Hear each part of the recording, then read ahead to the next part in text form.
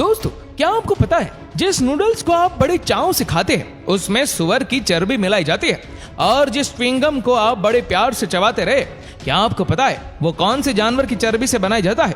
दोस्तों, आज हम आपको जो जानकारी देने वाले हैं उस जानकारी को सुनने के बाद आपके होश पूरी तरह से उड़ जाएंगे। आज हम आपको फैक्ट्री के अंदर सुअर की चर्बी से बनने वाले सभी प्रोडक्ट्स साफ साफ सुअर की चर्बी से बनते दिखाएंगे। दोस्तों, सुअर की चर्बी से बनने वाले ऐसे प्रोडक्ट्स हैं जो आज आपकी डेली रूटीन टाइप में शामिल हो चुके हैं, और साथ ही ये भी बताएंगे कि सुअर की चर्बी किस प्रोडक्ट में पाई जाती है और किस प्रोडक्ट में नहीं। इसकी पहचान का तरीका भी बताएंगे। तो इसीलिए दोस्तों, वीडियो को पूरा देखिए और हमारी बहुत मेहनत से तैयार इस वीडियो को शेयर भी जरूर कर दे। तो चलिए देखते हैं कि कैसे सुअर की चर्बी से खाने की चीजें बनाई जाती है। Number 1, noodles making process.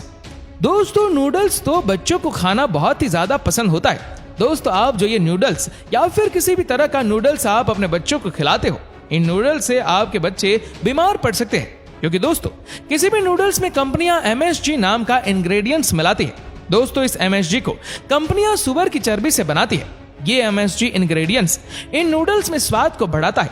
हालांकि दोस्तों, इस MSG इंग्रेडिएंट्स को मक्का, स्टार्च और गन्ने से भी बनाया जा सकता है, लेकिन ये कंपनियां ज्यादा मुनाफा कमाने के लिए मीट इंडस्ट्री से वेस्ट के रूप में आई सुअर की चर्बी का इस्तेमाल करती है। MSG का मतलब होता है मोनोसोडियम ग्लूटामेट। MSG से सरदर्द होना, चक्कर आना, पेट खराब होना या फिर पेट में जलन होना जैसी कई बीमारियां हो सकती है। दोस्तों, इन नूडल्स को फैक्ट्री के अंदर बनाने के लिए सबसे पहले आटा, मैदा, कई तरह के मसाले, कई तरह के केमिकल्स, MSG पाउडर यानी मोनोसोडियम ग्लूटामेट पाउडर और पानी, इन सब चीजों को एक मिक्सचर में डालकर इन सब चीजों को अच्छे से मिक्स किया जाता है और फिर आटे की तरह गूंदा जाता है। फिर इस गूंदे हुए आटे को 2 बेलनाकार रोलर के बीच में से गुजारा जाता है। इससे आटा एक लंबी शीट के जैसा रूप ले लेता है। अब इस आटे की शीट को कहीं और बहुत सारे रोलर के बीच से गुजारा जाता है। इससे आटे की शीट बिल्कुल पतली हो जाती है। अब आखिर में यह मशीन इस आटे की शीट को नूडल्स की शेप में काटती चली जाती है। यह मशीन इन नूडल्स को एक समान शेप में काट देती है। अब इन नूडल्स को ड्रायर में पकाया जाता है। यहाँ पर ये नूडल्स 80% कुक हो जाते हैं और बाकी के 20% आप अपने घर पर कुक कर ही लेते हैं। अब ड्रायर में ही नूडल्स पकने के बाद नूडल्स को एक और कटर मशीन की मदद से छोटे छोटे नूडल्स के रूप में काट लिया जाता है। अब इन नूडल्स को पन्ने में पैक करके मार्केट में भेज दिया जाता है। ऐसे फैक्ट्री में नूडल्स को तैयार किया जाता है। Number 2, Kurkure making process. दोस्तों, कुरकुरे बनाने के लिए कई चीजों का इस्तेमाल किया जाता है, जैसे कॉर्न मिल, ग्राम मिल और कुरकुरे को कई चीजों से मिलाकर तैयार किया गया स्पेशल मसाला, वो है MSG यानी मोनोसोडियम ग्लूटामेट, जो सुअर की चर्बी से तैयार किया जाता है। इन चीजों का इस्तेमाल किया जाता है। फिर इस रॉ मटेरियल को एक बड़े से ग्राइंडर में डाला जाता है। इन सब चीजों को अच्छी तरह मिक्स करने के बाद इस मिक्सचर को एक कुरकुरे की शेप देकर इन्हें फ्राई किया जाता है और फिर आखिर में इन कुरकुरों में स्पेशल मसाला मिक्स कर दिया जाता है और अब इन कुरकुरों को मशीन पैक कर देती है। Number 3, chewing gum making process. दोस्तों, च्युइंगम जैसे प्रोडक्ट्स बनाने के लिए सबसे पहले गम को एक मिक्सचर में डाला जाता है और फिर इसके ऊपर कुछ आर्टिफिशियल कलर, फ्लेवर और सुअर की चर्बी से तैयार MSG यानी मोनोसोडियम ग्लूटामेट, इन सब चीजों को डाला जाता है और फिर यह मशीन इसे मिक्स करना शुरू कर देती है और इसके ऊपर चीनी या शक्कर की चाशनी डाली जाती है ताकि गंध सॉफ्ट और मीठा बन सके। और फिर इसे अच्छी तरह मिक्स करने के बाद दूसरी मशीन में डालकर एक च्युइंगम का आकार दे दिया जाता है और फिर इसके बाद इसको पैक कर दिया जाता है। Number 4, toffee making process. दोस्तों, टॉफी बनाने के लिए सबसे पहले एक बड़े सारे बर्तन में फ्लेवर, शुगर, MSG यानी मोनोसोडियम ग्लूटामेट, जो सुअर की चर्बी से तैयार किया जाता है, इन सब चीजों को एक बड़े सारे बर्तन में उबाला जाता है और फिर बाद में इसे एक बड़े सारे बर्तन में ठंडा होने के लिए रख दिया जाता है। ठंडा होने के बाद इस मिक्सचर को मशीन में डाल दिया जाता है और फिर यह मशीन इस मिक्सचर को खींचकर एक टॉफी का आकार देकर फटाफट तेजी से टॉफियों को पैक करके बाहर एक कैरेट में डालती रहती है। Number 5, chocolate making process. दोस्तों, आप जो चॉकलेट अपने बच्चों को खिलाते हो, क्या आपको पता है वो चॉकलेट कैसे बनती है? दोस्तों, आपको जरूर पता होना चाहिए कि यह चॉकलेट कैसे बनती है। दोस्तों, चॉकलेट बनाने के लिए सबसे पहले कोकोआ को तोड़कर फैक्ट्री के अंदर लाया जाता है। फिर इसके अंदर से कोकोआ के बीजों को निकाला जाता है। फिर इन कोकोआ बीज को धूप में सुखाया जाता है। फिर इन बीजों को भूना जाता है। इससे इनके अंदर फ्लेवर आता है। फिर इन बीजों को पीस कर इनका पाउडर बनाया जाता है और इस पाउडर को चॉकलेट चिप्स का आकार दिया जाता है।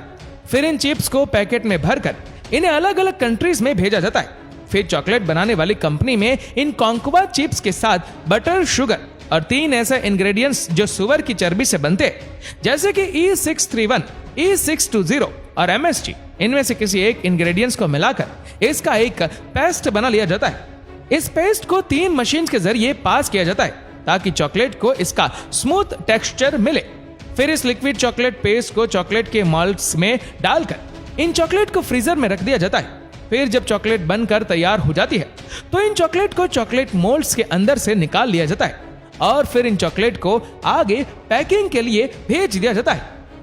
Number 6, sweet making process. दोस्तों, फैक्ट्री में ज्यादा मात्रा में तेजी से गुलाब जामुन बनाने के लिए मावे का एक मिक्सचर तैयार करके इसमें सुअर की चर्बी से तैयार MSG को डाला जाता है। इस मिक्सचर को मशीन में डाल दिया जाता है। ये मशीन खुद ही इस मिक्सचर की छोटी छोटी टुकड़ी काटकर इन टुकड़ों को गोल आकार दे देती है। फिर इनको तेल में फ्राई करके चीनी की बनाई गई चाशनी में 2 घंटों तक रखा जाता है और फिर इन गुलाब जामुन को डब्बों में पैक कर दिया जाता है। इस तरीके से फैक्ट्री में मिठाइयां तैयार की जाती है। Number 7, soap making process. दोस्तों, नहाने का साबुन बनाने के लिए सबसे पहले ग्लिसरीन, फैटी एसिड और सुअर की चर्बी से तैयार MSG जैसे ही इंग्रेडिएंट्स को एक साथ मिलाकर इनका एक बारीक पाउडर बना लेते हैं। उसके बाद इस पाउडर को मशीन में डाल देते हैं। फिर बाकी का साबुन बनाने का सारा काम ये मशीन खुद करती है। ये मशीन नहाने का साबुन ऑटोमेटिकली तैयार कच्चे माल के हिसाब से बनाती चली जाती है। Number 8, capsule making process. दोस्तों, जब भी कोई व्यक्ति बीमार होता है तो उस व्यक्ति को डॉक्टर दवाई के रूप में कैप्सूल भी दे देते हैं। दवाई के रूप में लिया जाने वाला कैप्सूल हर व्यक्ति ने खाया होगा। शायद ही कोई ऐसा व्यक्ति हो जिसने कैप्सूल ना खाया हो। लेकिन दोस्तों, आप ये बात जरूर जानकर चौंक जाएंगे कि कैप्सूल को बनाने में सुअर और सांड के मांस का उपयोग किया जाता है।